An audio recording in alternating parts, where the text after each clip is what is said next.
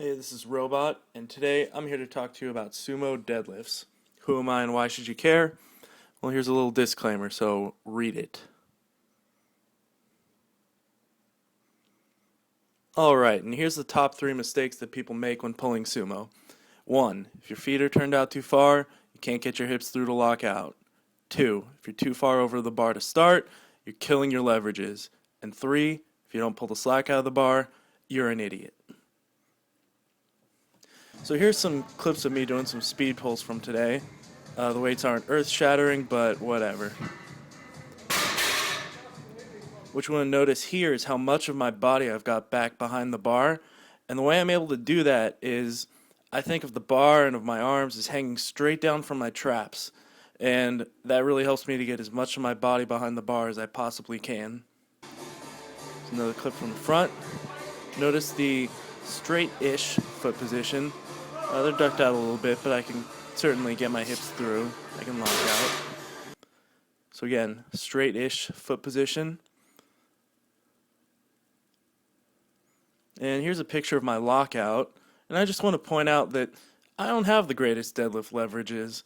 They're not terrible, but I'm not one of those guys who locks out right above the knee. But hey, if I can do it, then anyone can. Here's another clip kind of from the side. Notice how I pull the slack out of the bar before I start the lift. Another clip from the front. Again, the straight-ish foot position. Pulling the slack out of the bar. Holding it lockout for a second. And here's a slow-mo of me pulling the slack out of the bar. And the way I like to think of this is, you don't want to go from 0 to 100. You want to go from 0 to 40, and then 40 to 100. You want to put some force on that bar before you pull with everything you've got. Another clip from the side. Again, getting as much of my body back behind the bar as I can.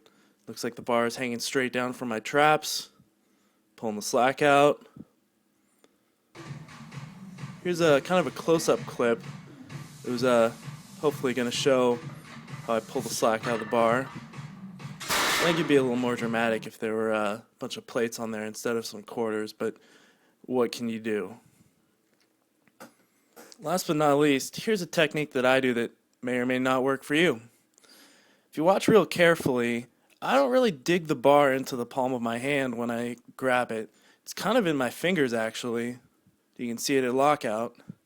And what this does, for one thing, I actually find my grip is stronger this way, because I don't have all that palm meat getting in the way. And two, it kind of effectively lengthens your arms just a little bit. But, I don't know, try it, see if it works for you.